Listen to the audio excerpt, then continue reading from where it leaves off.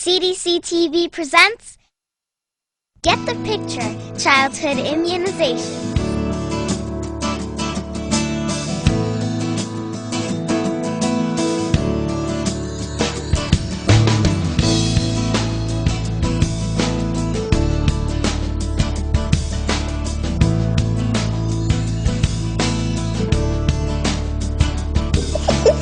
Like you, I'm a parent. Like you, keeping my child safe is my #1 priority. I'm in a Mom's Morning Out group, and we had all sorts of questions regarding vaccines. I decided the next time our Mom's Morning Out group met, I would invite a pediatrician who's a friend of a friend. Ladies, this is Jeannie Santoli from the CDC. She came to answer some of our tough questions about vaccines. Jeannie, thank you so much for coming. Well, thank you very much for asking me. I really enjoy talking with people about immunizations. I'm also a mom and a pediatrician, so this is a great opportunity, and I appreciate coming. Did you vaccinate your own children? I did. I have 2, and they're both fully vaccinated. So what's Anna up to nowadays? I just took her to get her 9-month-old shots. We were a couple of weeks late. And, you know, Okay. I know, but it's so hard. I took her in.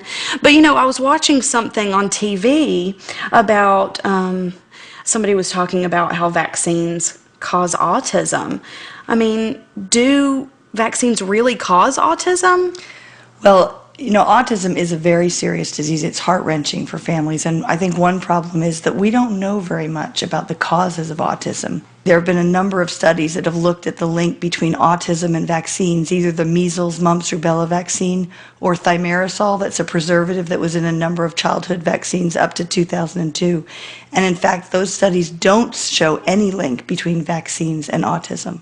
You know, I feel like, especially maybe it's because I have 3 kids, but I feel like I'm always going to the doctor to get shots. And so sometimes I just worry that we're getting too many shots. Is that really a concern? Is that a problem? You know, it's an important question because now we have probably about twice as many vaccines to protect children as we did, say, 20 years ago. So even though children do get vaccines against about 14 different diseases now when they're quite young, that's not more than the body can handle.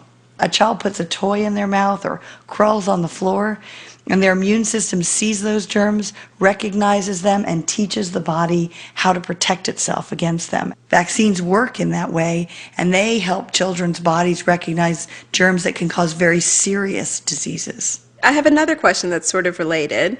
I mean, I understand why we have to have the number of vaccines, but how about the schedule that the doctors follow? Is it really appropriate for every child? Even though there's only one childhood immunization schedule, it actually takes into account the differences between children depending on their health or medical conditions. Sometimes parents ask about delaying the vaccines in the schedule, and I think it's really important for parents to understand that that can place their children at risk for getting these serious diseases. What happens if we stop vaccinating? Do these diseases really come back? The diseases absolutely will come back if we stop vaccinating. We've seen that over the past couple of years with outbreaks of mumps and measles. There was a story of a little girl who was from Indiana.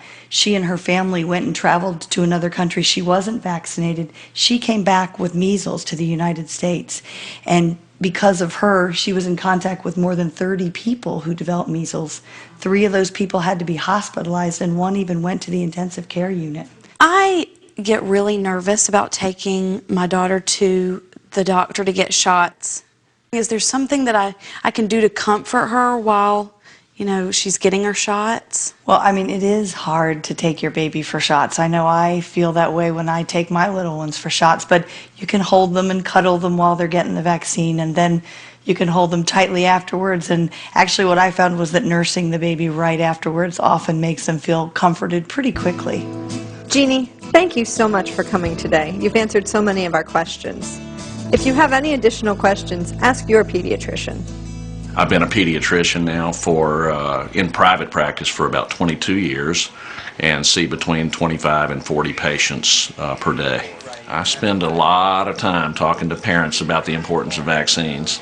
We used to see 5, 10, 15 cases of invasive Hib disease, including meningitis, in this practice a year, and it was just so devastating to the parents because they had really just kind of gotten to know their babies by that point and knew their personalities, and these babies would sometimes die or be maimed for life. Since the inception of that vaccine about 20 years ago, we have not seen a single case of invasive Hib disease. Moms and dads ask me every day, should I immunize my baby? And I answer every time, absolutely yes. It's one of the most important things you can do to protect your baby's health.